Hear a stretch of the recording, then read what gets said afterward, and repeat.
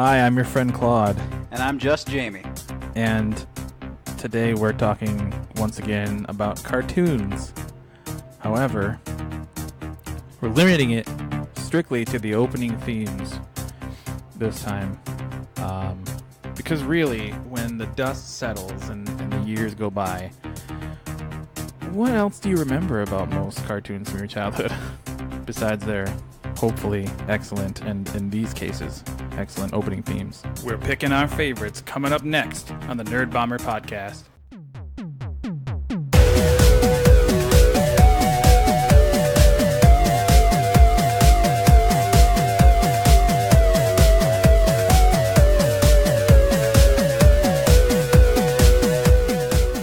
So yeah, favorite cartoon intros and theme songs.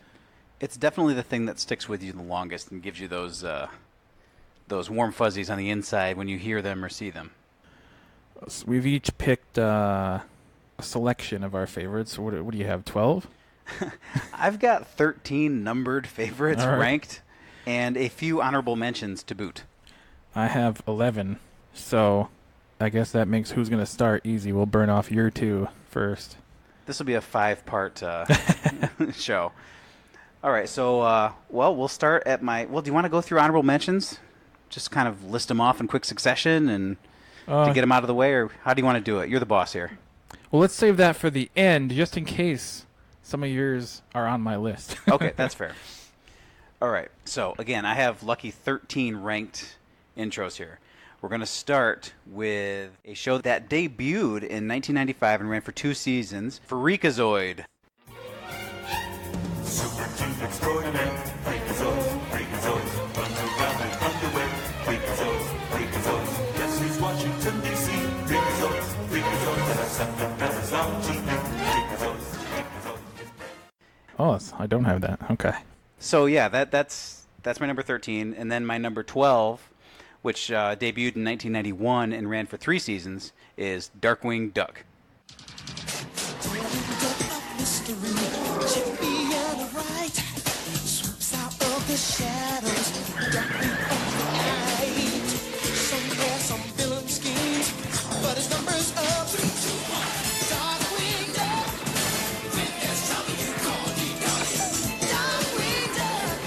Let's get dangerous. How could I totally forgot about that.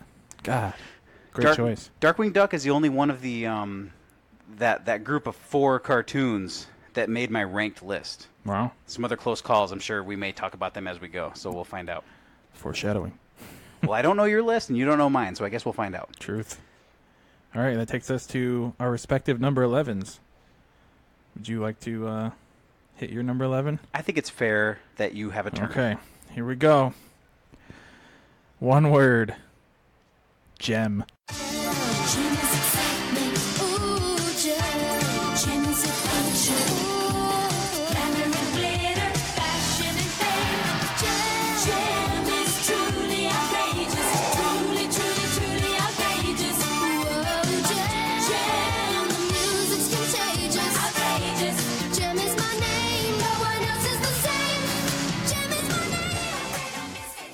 Wow, Gem. Yeah, I never would have considered that one. It's, I mean, as a boy, it's not probably among the cartoons I've watched most often, but that theme is damn catchy. So, yeah. Gem had a little run recently. I don't know on what channel. It's probably Boomerang or something like that, because I remember turning it on in the mornings when my kids would be getting ready for school, eating their cereal or whatever.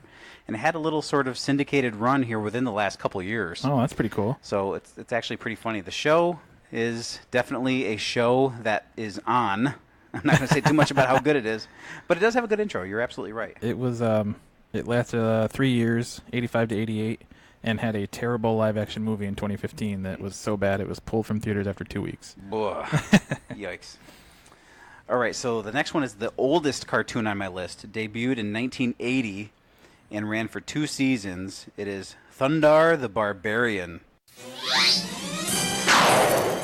Thundar the Barbarian. The year 1994. From out of space comes a runaway planet, hurtling between the Earth and the Moon, unleashing cosmic destruction.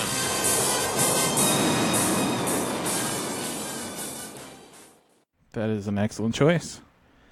It's not especially, it's, a lot of the other ones, a lot of cartoon intros are like the best animation you'll ever see on the show is in the intro. The intro music is rocking and rolling. Right. But I really like Thunder. It tells like a cool story, and I just always been a big fan of the show as well. It does have one of the best kind of synopsis intros that you can get. Absolutely. All right. My number 10 is, we're going to go with a 2-season cartoon from CBS called Dungeons and Dragons. Hey, look! The Dungeons and Dragons ride!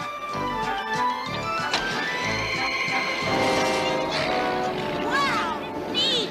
Give me a break. I don't like this! Whoa!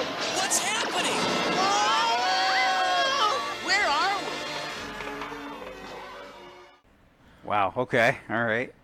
Obviously based on the board game and running from 83 to 85. It's a tabletop role-playing game, just to be clear. Sorry. I didn't have any attachment to the property at all until the cartoon came out. It's got that classic intro format of basically kids getting whisked through a portal into the world. They get on a theme park ride, and I don't know, just something about it always gets me. Yeah, that seems like a cartoon I should have watched, but I never did. So there must have been something else on that I was changing the channel to, and who knows what that was. So that was your number 10. Yes. So my number 10 is the cartoon actually that debuted the most recently on my list. Debuted in 2007, technically ran for 4 seasons, but it has something like 220 episodes, and it didn't stop running new episodes until 2015. So that's 8 years of new episodes, but technically only 4 seasons because they produced so many. Weird. At any rate, the show is Phineas and Ferb. There's 104 days of summer vacation, and school comes along just to end it. So the annual problem for our generation is finding a good way to spend it. Like maybe building a rocket or fighting a mummy or climbing up the Eiffel Tower. Discovering something that doesn't exist, or giving a monkey a shower. Oh, wow. I didn't realize it was that recent. Yeah, not something I probably would have watched on my own. My kids were into it, and I think it's one of the better kid cartoons that's been on in the last decade. It was really good, funny, witty, with humor that sort of, applied to anybody watching, as any good cartoon should have. Right. I highly recommend Phineas and Ferb. All right. I am going to choose a cartoon that basically is it ties into my previous pick because it basically takes everything about the Dungeons and Dragons intro and concept and puts it on steroids. And who doesn't love that? And it is King Arthur and the Knights of Justice. And then, from the field of the future, a new king will come to save the world of the past.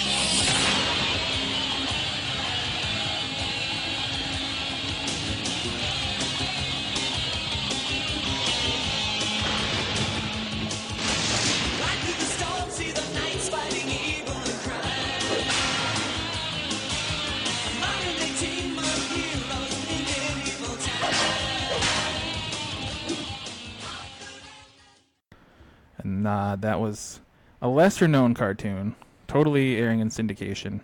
I want to say 91 or 92. Yeah, it's 92. Only 1 season, but I loved it.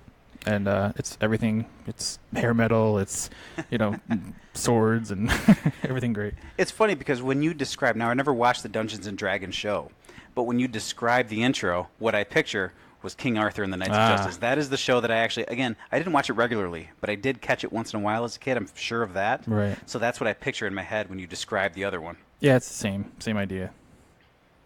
All right, so my number 9, debuted in 92, surprisingly only actually ran for 2 seasons. I think the show evolved into different forms after that. Batman the Animated Series.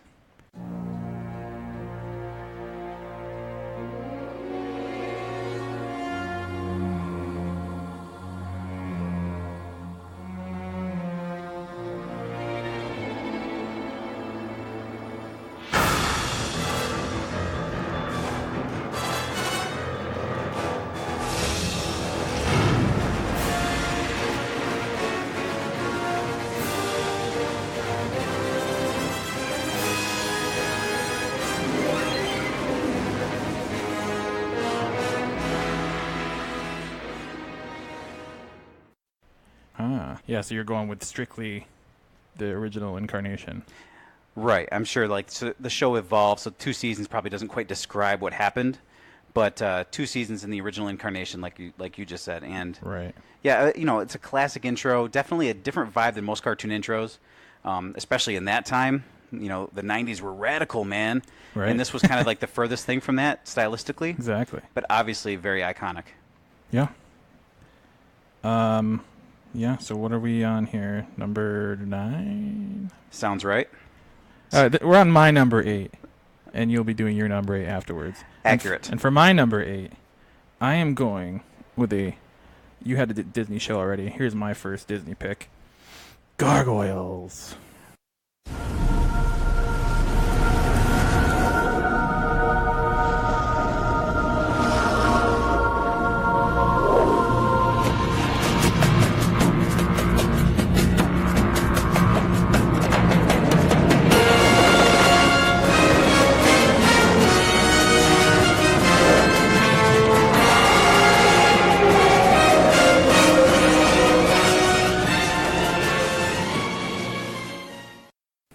I forgot about Gargoyles, honestly.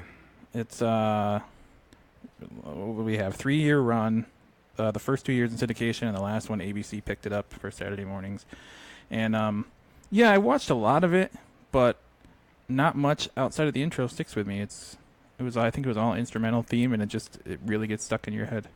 Yeah, I think the show it wasn't so much that it was N.E.R., but I think stylistically it sort of took its cues from a show like Batman the Animated Series, Right. especially in terms of like sort of the design of like the physical characters. Yeah. I didn't watch it a lot either, but I knew I liked it when I watched it. Again, it must have been a case of there was something else on that was taking me away from it. But yeah, that was a good show, and that's funny because I don't have much memory of the intro, but I know I liked the show even though I didn't watch it all the time. So well, that's a weird one. There's 2 things about it that always pulled me in. One was the concept of they were, statues by day and then came alive at night. And then, like, at least 3 Star Trek Next Generation actors were voice actors on the cast. Right. So that's always a plus. Okay, so my number 8 debuted in 1991 and ran, surprisingly, I was surprised to see it ran for 4 seasons. Tasmania.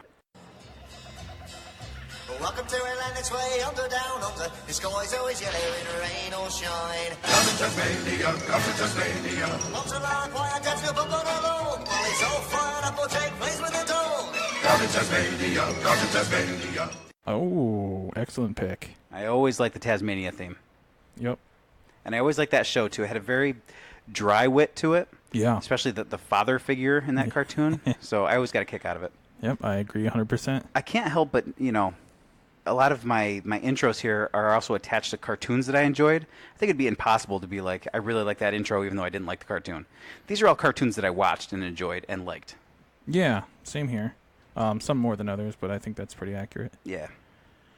All right, my next pick is something that we've spoken about before, probably more than once in this show, and yet it just keeps rearing its head.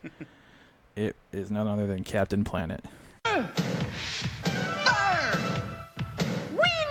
Water! Heart! Go Planet! By your powers combined, I am Captain Planet! Captain Planet, he's our hero. Gonna take pollution down to 0. He's our powers magnified, and he's fighting on the planet side. Oh, another one I overlooked for this list. I feel like you can't have an intro countdown without Captain Planet. You're absolutely right, and it probably would have made my list if I had been thinking about it. I don't know what I would have cut. But it probably would have made the cut. Yeah, so for the rest of the information about the show, go back a couple episodes and check those out. So my number 7, actually, this attaches to my previous number 8, which was Tasmania. This is the show that was a precursor to Tasmania. Debuted in 1990, ran for 3 seasons. Tiny Toons. I knew that'd be on your list at some point. It's a good one. Nice. Yeah, you can't not have that on an intro countdown either. What are we at here? 7? I will be giving my number 6 on my next turn, yep, we're on so 6. you go ahead and think it through. I'm going to pick... Well, it's probably the closest. It's not that I didn't like the cartoon, it's just I watched the least of it. But the intro is, to this day, I'll just randomly check it out on YouTube. And it's none other than Silverhawks.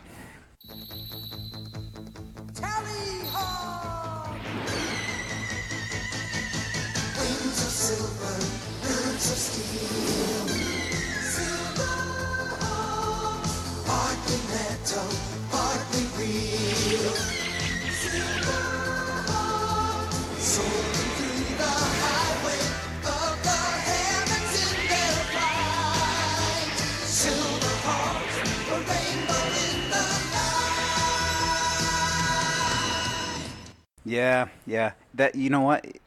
I also considered this, even though I don't think I've ever seen a single episode of it. Yeah. It's the only one I even would have thought about considering, Right. having never watched the show.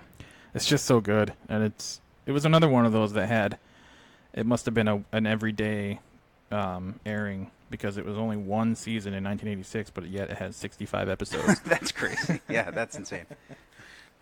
Yeah, as I was looking up that kind of stuff, I was looking for, the years that the show debuted, how many seasons it ran. I couldn't also help but notice the number of episodes, and it's all over the place with cartoons. It's just funny that the season orders were kind of hard to predict. I guess maybe they get a lot bigger orders now because the animation is so much easier, right? With the technology that they can use than it was 20 or 30 years ago. That's true. Although your Silverhawks thing kind of flies in the face of that, because that came out of the 80s with one season and 65 episodes. So sometimes I think they're affected too by, like, they'll be half in syndication and half on a network. And, right. You just never know. And also some shows, some of the comedy shows run, it's one episode, but it's two stories. Yeah. So they count them separately, you get double the number of episodes. Right. All right. So my number 6, my phone just turned to landscape, and I don't want it like that. There we go. My number 6 cartoon intro debuted in 1986, ran for 2 seasons. One of my favorite cartoons of all time, Centurions. In the near future, Doc Terror and his cyborg companion hacker unleash their forces to conquer Earth. Only one force can stop this evil, a handful of brave men. In specially created exoframes, they can be transported anywhere to fuse with incredible assault weapon systems beamed down from the space station Skyvault, becoming man and machine power extreme. I would not have considered that. That's an excellent sleeper pick. I've sung the praises of the show before on this podcast, and the intro sits right up there in quality with the show, in my opinion. And again, kind of just tells the story, but it's a little bit cheesy because of the names of the characters, again, are so connected to what their role on the team is. It's kind of absurd, right? But I can't help but get a kick out of it. Well, I guess that brings us to the top 5. And moving quickly. Yeah. Starting with my number 5, none other than CBS's 1984 debut, Muppet Babies.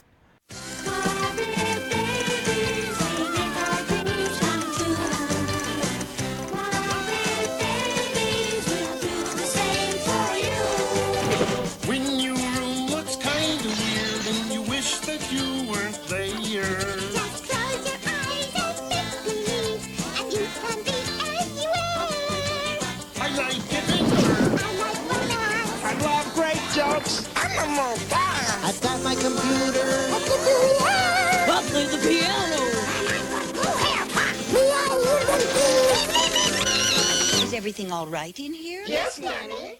Oh, man, that's a good one. That is a good one. That was a last-minute addition for me. Yep. I almost forgot about it, but that song just gets stuck in your head. Absolutely, and it will now. Yeah, that was a really good show too. I mean, that was one of my first sort of like. There was so much pop culture, referential pop culture in that show. Yeah, it's just funny that show almost.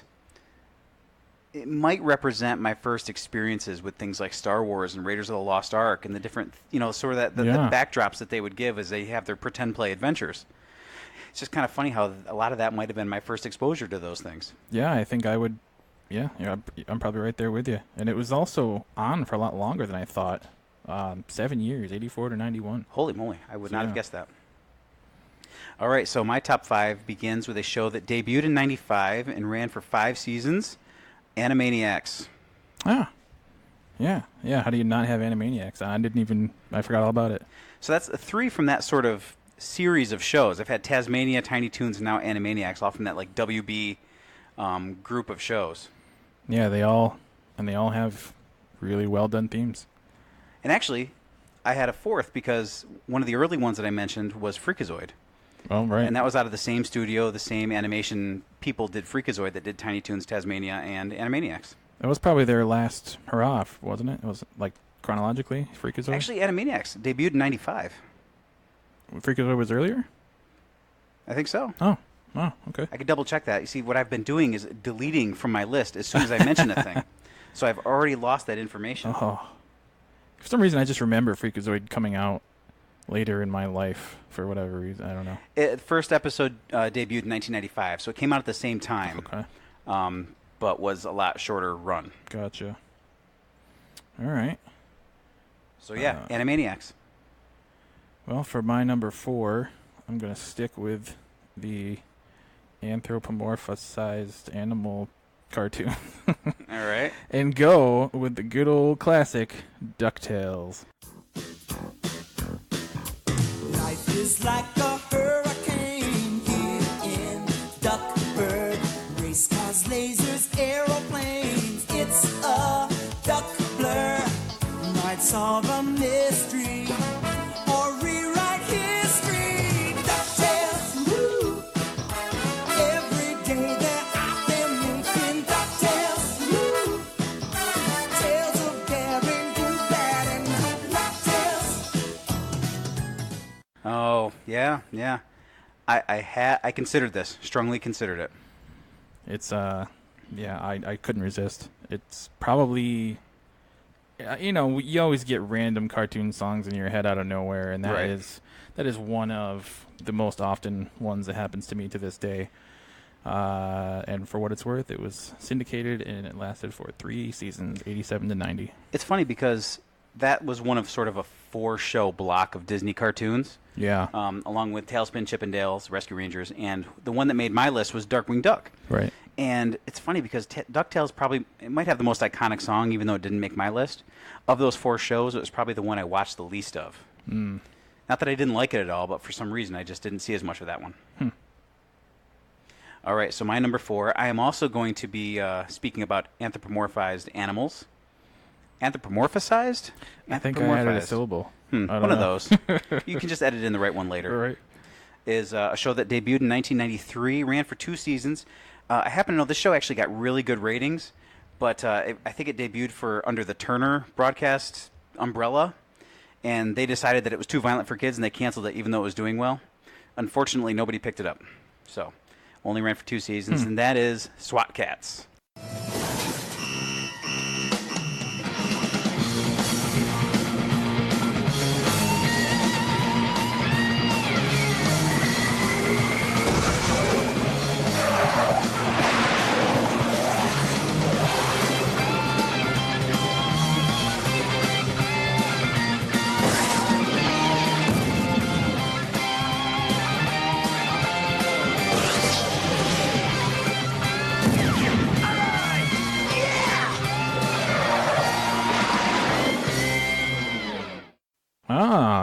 Yes, indeed. The Radical Squadron. Nice. Even though it's only 2 of them and they fly 1 plane.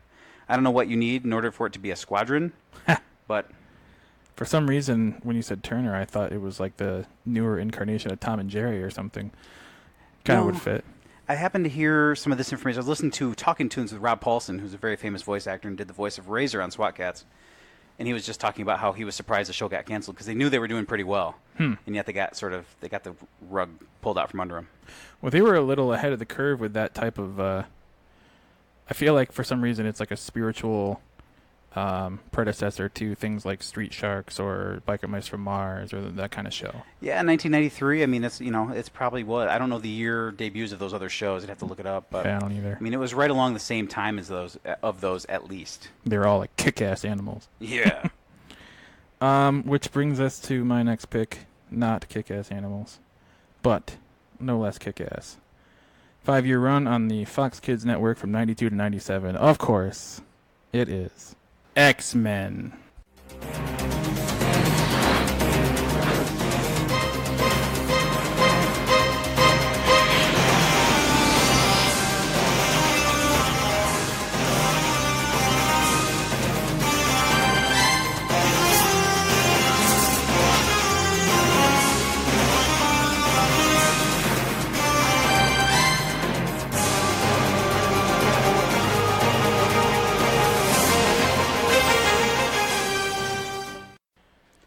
indeed. You have stolen this from my list, but I think from here on we're going to be kind of going back and forth here. X-Men was my number 2 pick. Ah. So we'll just find the check mark emoji so I remember not to mention it. Off by 1, not too bad. It's great. It's so memorable. I love that show so much. Yep. The intro is just really, really good. Yeah.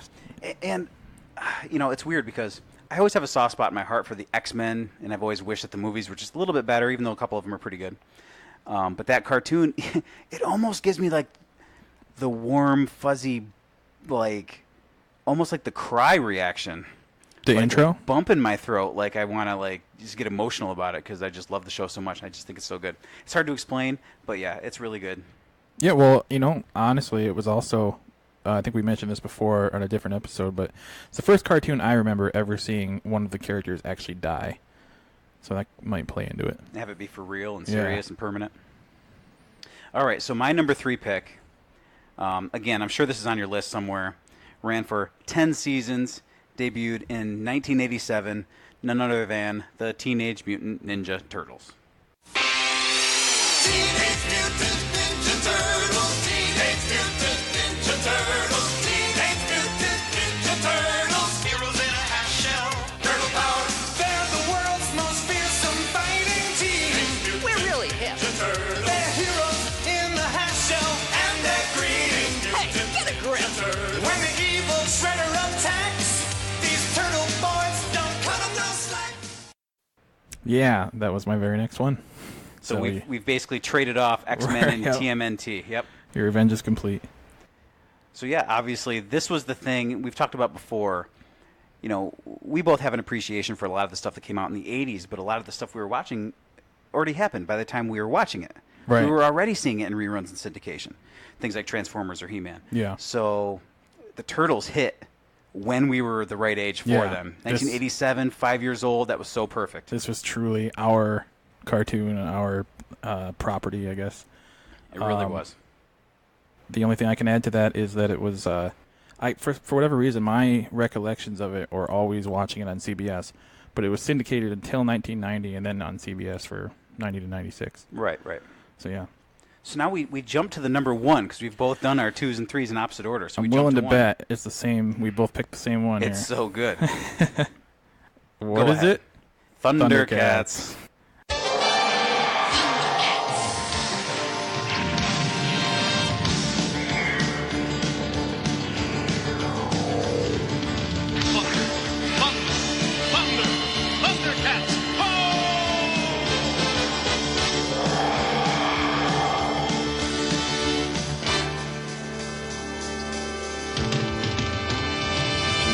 Thundercats are on the move.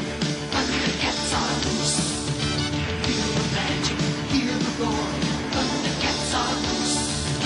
Thunder, thunder, thunder, Thundercats. Thunder, thunder, thunder, Thundercats.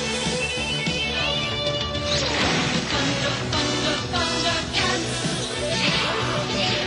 Thunder, thunder, thunder, Thundercats. Of course. It's just so good. I mean, by the way, Thundercats debuted in 85, ran for 4 seasons, which is surprising because it actually sort of outstrips its contemporaries Yeah. in terms of its sort of long-lasting success. Transformers technically had 4 seasons, but really it's only the 2 seasons plus the movie. Right. The 3rd and 4th seasons are not generally well thought of. He-Man, I think, only had 2 seasons, yeah. and G.I. Joe, I think, only had 2 seasons. Yeah, I'm not sure, but... So it's surprising because Thundercats is maybe the least iconic of those, even though it's my personal favorite. But yeah, a 4-season run starting in 85 and the best cartoon intro, and I don't think it's close. Well, it's interesting because there's no Thundercats. The intro to the cartoon is hands down the greatest cartoon intro ever concocted. But it's interesting to note that the same studio was responsible for Teenage Mutant Ninja Turtles and for Silverhawks, and along with other cartoons like Tiger Sharks. But 3 of those made my list, so I suppose there was something in the water over at Ted Wolf Productions. Well, clearly they knew what they were doing. I mean, it is, first of all, the animation in the intro is amazing. Yeah. The music's really good, and it's a little bit trippy. You know, they don't try to sort of animate things directly from the cartoon. It's just like showing the characters. And I don't know. It's just the best there is. I mean, as much as I like some of these other intros, like I said, X-Men would be next on my list. Yeah. Teenage Mutant Ninja Turtles for you, and then we switch. Right. This one was really first place, and there's no debate. No. Everything else I debated, thought it over, but number one on my list was put there from the very beginning when I started thinking about this topic, and it never moved. Yeah, it's easy to start with Thundercats and work backwards. Indeed. How about them honorable mentions? All right, I've got a bunch here. Do you want me just to read through mine, and then you want to go one at a time? How do you want to work it? Yeah, you go through yours. I might only have one or two. I've got a bunch here. So I already mentioned sort of the other Disney shows that were on in the 90s. I had DuckTales, or you had DuckTales on your list. I had Darkwing Duck. The other two were Tailspin and Chip and Dale's Rescue Rangers. Yeah. Both really good. Tailspin was probably the show, out of those four, that was the show I watched and enjoyed the most. It's the one I saw most often, but I remember getting so annoyed with it because for a while it seemed like I would see the same couple episodes over and over again, so I had to take a break, but it is great. I could see that being the case. The next up are two that I think maybe would get forgotten in a conversation like this because we're mostly thinking Saturday morning cartoons, things like that. Simpsons and Futurama. Ah, yeah. Simpsons, absolutely. obviously, they have their famous couch gag and all the Easter eggs that pop up throughout their intro. Yeah. And Futurama, I just love the music. And actually, I'm going to speak heresy here. I like Futurama better than I like The Simpsons. Yeah. Well, I could see that, especially after a certain point in the Simpsons run, for sure. They can still produce a good laugh, The Simpsons can. It's just Right. not as consistent. I think Futurama was just so dense with jokes. Right. Just so smart. I love that show. Okay. The next sort of pairing I have are both, well, they're not really from the same era, but they're similarly conceived cartoons. One is Fairly Odd Parents, and the next is Dexter's Laboratory. Yeah. It's a good pick. Yeah, those are both pretty good. And I didn't have this on my list, but I think probably Pinky and the Brain deserves a mention. I mean, it kind of was a spin-off from Animaniacs, but it did become its own show. I know that it became its own thing, but I'll always consider it as a segment on Animaniacs for some reason. Yeah, I think that's my first instinct. Yeah. But I just thought I'd throw it out there. It's not officially on the list, so, it does have doesn't a hurt anything. catchy theme. The next one I have here is one that you briefly mentioned before, Biker Mice from Mars. I used to really like that show, and I hate that it's kind of thought of as sort of a derivative of Teenage Mutant Ninja Turtles and those things, just because I liked it. It might be derivative. It might be sort of a straight-up, semi-copy of a show like that, but I did like it. And my last one for my honorable mentions is a show from the 90s that I really loved. I thought it was hilarious. A Pup Named Scooby-Doo. Oh, great. Yeah. Great choice. Damn, I thought you'd like that one. I didn't even think about that. Yeah, I love that show. They had a kid on it named Red Herring. How great is that? Exactly. Yeah, everything about that show is fantastic. So a couple of ones that I'll honorably mention here are, I don't know if we mentioned it briefly, but you got to go with G.I. Joe. Almost made the cut. Great theme. I think that the ending morals get stuck in my head more often than the opening theme, though, for that show. I know that it's like, it's in the hopper of things that are like the nostalgia from our childhood, but I just have like zero G.I. Joe exposure. Wow. I don't know. I might have watched 2 episodes in my entire life, including as a child. Again, I don't know what I was changing the channel to. Maybe it was my sister's turn to pick something, and she wanted to watch whatever, Strawberry Shortcake or something on the other station. Whatever it was, but for some reason I never watched G.I. Joe. Well, I don't know. I mean, I know we had slightly different channel options, but I remember G.I. Joe being on at an inconvenient time most often. Maybe that's what it was. So that could be part of it, yeah. And me and my sister at that time, we're not watching similar shows. Maybe you, with the experience of your brother, you could get away with like sort of both liking the same cool stuff because you're the cool older brother in that time. But, my sister wanted to watch different things, like not to make it sort of, gender stereotypes, but she wanted to watch Rainbow Bright and, Strawberry Shortcake or whatever. And so every once in a while I would have to bite the bullet and change it away from whatever I wanted to watch. As long as I got my Transformers and Thundercats, that's what I had to settle for. And then later on, Teenage Ninja Turtles and what have you. All the cartoons that start with T were the heavy hitters. I guess so. I never thought of it that way. Yeah, I'm taking a page out of your book a little bit with the Simpsons pick, but I'm going to the originator, the Flintstones.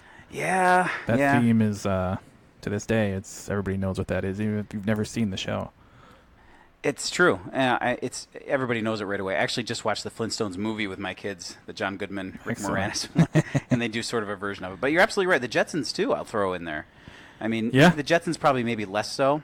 Yeah, nearly, though. But again, because I'm a contrarian, I always preferred the Jetsons to the Flintstones. Well, maybe that's just the sci-fi element I thought was cool or whatever. Space is cooler. I like the movie reference for the Flintstones because it was the B-52s, or at least some of them, doing the theme. Yeah. And they do a cameo in the movie singing, it's like Bedrock Shake Shake. I don't know what the name of the song actually is, but they're at the the Tavern on the Green. But it's not. It's some sort of rock name reference. Right. It's named different, though. I can't remember what it's called. Slabvern or something. Right, exactly. It looks like it's basically a restaurant in Stonehenge. This is the way it's presented. Nice. So for my last honorable mention, we're going to go back to the Disney afternoon well and pick gummy bears. It's, probably, in terms of the catchiness or the borderline annoyingness of a song that gets stuck in your head, it's got to be number one. Well, I don't know about that, but it is catchy and it does get in your head immediately. Now, I never considered Gummy Bears part of that main block of Disney shows. Yeah. Did it predate them? I think it did predate them a little bit, Yeah. and I think it was also either started on ABC while everybody else started in syndication, or vice versa. But yeah, they were on at slightly different times and channels. Right. So I do want to mention one more, and it's definitely one of the more annoying ones. Now, even though I like the show, a lot of people have mixed feelings about it, but you can't deny that it's one of the most successful cartoons of all time. SpongeBob SquarePants. You know, it's not that it's a great intro in terms of the music being good or the animation being anything special or anything like that, but it is, like, everybody knows, are you ready, kids? Right. You know, everybody knows that. It's in the vernacular. It's in our sort of shared consciousness. Right. So I think it deserves mention for its sort of, really that cartoon deserves a little bit more credit than it gets, I think, for being the wild success that it was. I mean, it essentially is the second most successful cartoon ever made. Especially at after the time. The Simpsons. At the time it came out. It was basically the dead zone for cartoons in a way. Yeah.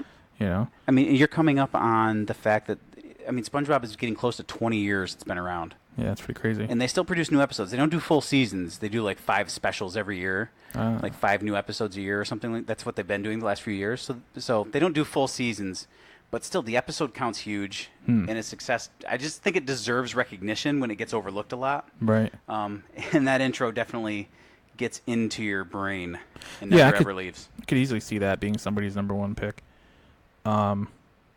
This isn't an honorable mention for me, but what you said annoying cartoon themes. I actually was afraid you were going to say Cat Dog for a minute. That used to play on the speaker when I worked at Toys R Us on loop. Little Cat Dog. I heard that thing probably 10 times a day. I considered a lot of those sort of silly cartoons, and like, you know, I'm like, the intro it's not in my head, so it must not be that important. But I went through some of them anyway. Like, I looked at Cat Dog, and, you know, Rocko's Modern Life actually for me is a pretty important one because I really liked Rocko's Modern Life. But I considered Eek the Cat. Oh, yeah. And then, like, it had a sideshow, the Terrible Thunder Lizards. Yep. And even though that might not count as its own thing. You know, Ren and Stimpy. But yeah, their intros, probably Rocko's Modern Life for me would be the most significant of those, but a lot of those shows just didn't have like amazing intros. Yeah. Yeah. Well, I suppose that brings our list to a close. I wonder what you would have picked for your own list. Perhaps we'll find out. Until then, I have been your friend Claude. And I have been just Jamie. Bye. Later.